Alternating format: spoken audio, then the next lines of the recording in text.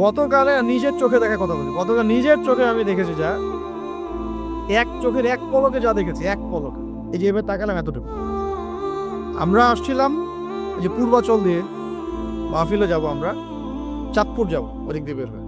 কোন জায়গায় চলে গেছে আমি মানে বলতে লজ্জা পাচ্ছি, কিন্তু আপনাদেরকে বলি, কারণ আপনারা এই শহরের বাসিন্দা এবং এই শহরের ভবিষ্যৎ আপনার হাতে, এই ঢাকা সিটির ভবিষ্যৎ আপনাদের হাতে না।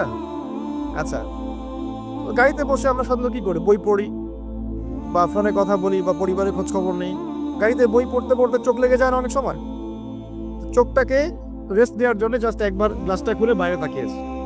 পাশ দিয়ে একটা গাড়ি চলে গেল, একটা উবার টাইপের একটা গাড়ি চলে গেল, ড্রাইভার গাড়ি চালাচ্ছে।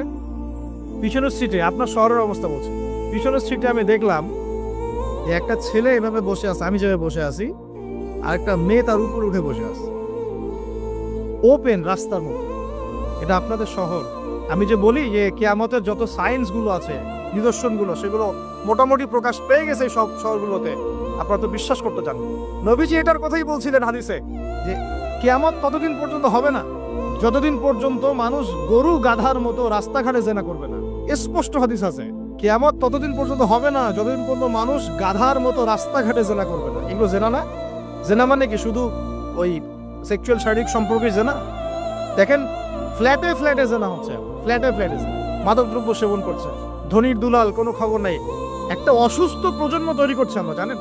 এই প্রজন্মের ছেলেরা নাস্তা করে 12টা-1টার দিকে, দুপুরে এদের রাত হয় 12টা-1টা পর্যন্ত, ঘোরাফেরা করে, ফজরের নামাজের সময় ঘুমায়। ফজর নামাজটা পড়ে ঘুমায় না, কিন্তু ফজর নামাজের সময় ঘুমায়। উঠে দেখবেন 12টা-1টায় নাস্তা করে 12টা-1টার দিকে। এরা সালাম দিতে লজ্জাবোধ করে, এরা সালাম দিতে লজ্জা পায়, পিতাকে সালাম দিতে লজ্জা পায়।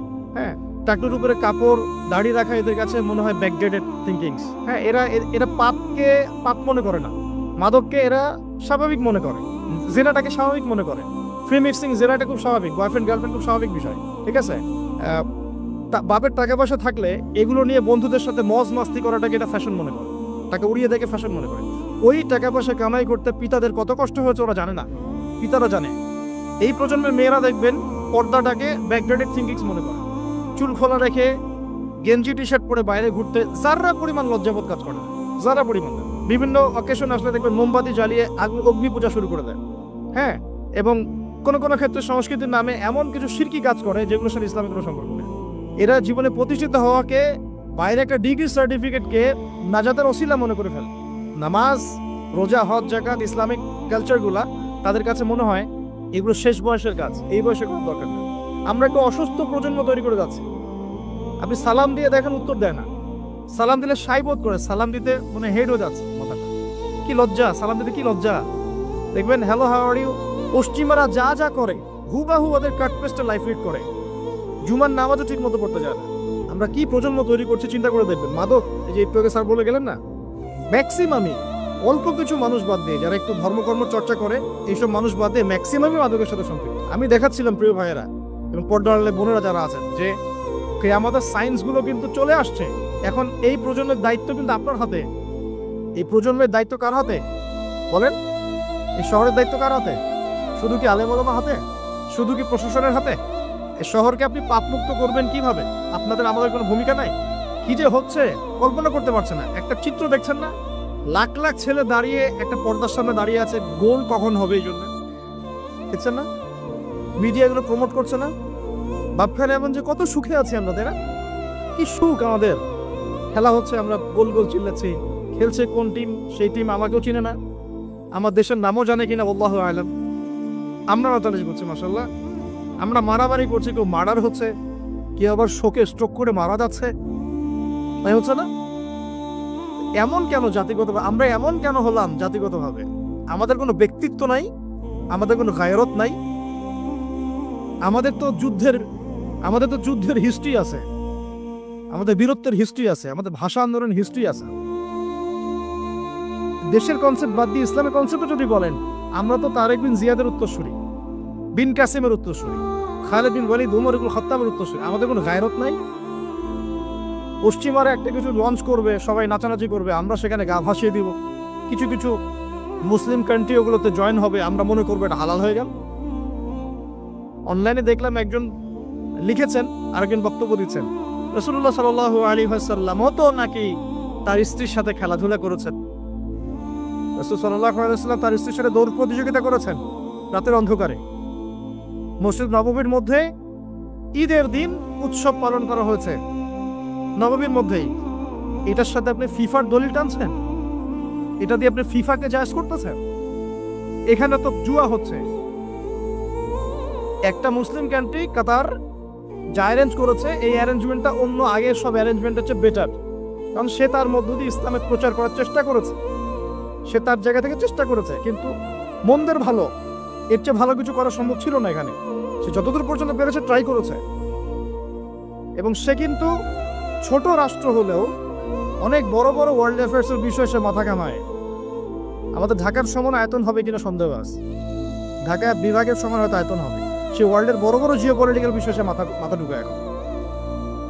হ্যাঁ, সে তার সর্বোচ্চ চেষ্টা করেছে, কিন্তু এর মধ্য দিয়ে যে সারা বিশ্বে কোটি কোটি যুবক তাদের হায়াত নষ্ট করছে, তাদের যৌবন নষ্ট করছে, তাদের রাতের ঘুম ইবাদত নষ্ট করছে, হ্যাঁ, আপোষে ক্রন্দলে লিপ্ত হচ্ছে, বিধর্মীদের কালচার ফলো করছে, ওদের ফ্ল্যাগ টাঙাচ্ছে। আমার দেশের মধ্যে, স্বাধীন সার্বভৌম রাষ্ট্রের মধ্যে অন্য একটা রাষ্ট্রের পতাকা তুলবো কেন? আমার গায়রত নাই? ওরা কি তাদের দেশে আমার পতাকা তোলে কিনা? আমাদের ব্যক্তিত্ব কোথায় চলে গেল? এগুলোকে আমরা টেকনিক্যালি আবার মিডিয়া দিয়ে জায়েজ করার চেষ্টা করছি, যে নবী সাল্লাল্লাহু আলাইহি ওয়াসাল্লাম তো দৌড় প্রতিযোগিতা করেছেন, হ্যাঁ, তারপরে মসজিদ নববীর মধ্যেও তো এরকম খেলাধুলা হয়েছে। এগুলো ছিল চিত্ত বিনোদনমূলক। যদি আমি একা একা সকালবেলা উঠে ফজরের নামাজের পরে এই মাঠটাকে 10 রাউন্ড দেই, এটা আমার জায়েজ না জায়েজ? এই খেলাকে কেন্দ্র করে তো জুয়ার আসর বসাতে পারবেন না, এটাকে কেন্দ্র করে তো সমকামিতা প্রমোট করতে পারবেন না, এটাকে কেন্দ্র করে আপনি lakh lakh billion billion dollar খরচ করতে পারবেন না তো। অথচ আপনার পাশেই প্রতিবেশী রাষ্ট্র ইয়েমেন না খেয়ে মারা যায়, আমাদের পাশেই মিডল ইস্টের পাশে প্রতিবেশী রাষ্ট্র সিরিয়া না খেয়ে শিশুরা মারা যাচ্ছে। প্রতিবেশী না খেয়ে থাকে, আমি পেট ভরে খাই, আমি মুমিন নাকি? প্রতিবেশী না খেয়ে থাকে আর আমি পেট ভরে খাই, আমি কি মুমিন নাকি?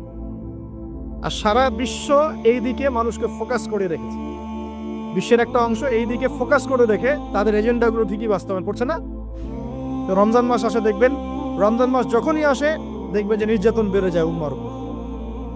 যে সময়ে উম্মার ইকোনমিক অবস্থা ভালো না, সামরিক অবস্থায় তাদের মুখোপেক্ষী হয়ে থাকতে হচ্ছে, যে সময় আমাদের ভিতরে পলিটিক্যাল বিরোধগুলো দেখা দিচ্ছে, আমরা ইউনাইটেড হতে পারছি না, যে সময় যুব সমাজরা মাদকে আসক্ত হয়ে আছে, পর্নোগ্রাফিতে আসক্ত হয়ে আছে, দিনের ইলম কালাম অর্জন করছে না, নামাজ ঠিক মতো পড়ছে না, কুরআন তেলাওয়াত করা শিখছে না, যে সময়ে ইভেন আলেম ওলামাদের মধ্যে ঐক্য দেখা যাচ্ছে না, যে সময়ের মধ্যে আমরা পরিবারগুলোর ভাঙন দেখতে পাচ্ছি, আমাদের পরবর্তী প্রজন্ম কোন পরিবেশে বড় হবে সেই নিশ্চয়তা দিতে পারি না, যে পরিবেশে একটা 5 বছরের ছোট্ট বাচ্চা আয়াতে কেটে টুকরা টুকরা করে ফেলা হয়, এখানে আমরা বসে বসে রং তামাশা দেখতেছি টিভির সামনে বসে। এই সমাজটা পরিবর্তনের দায়িত্ব আমাদের কারো ঘাড়েই নাই? শুধু কি পলিটিশিয়ানদের দায়িত্ব? শুধু কি প্রশাসনেরই দায়িত্ব? আমাদের সবাইকে নাকে তেল দিয়ে ঘুমানোর জন্য পৃথিবীতে আসছে? এই যুব সমাজ তো জানেই না, বোঝেই না ওদেরকে কি কারণে এই পৃথিবীতে পাঠানো হয়েছে।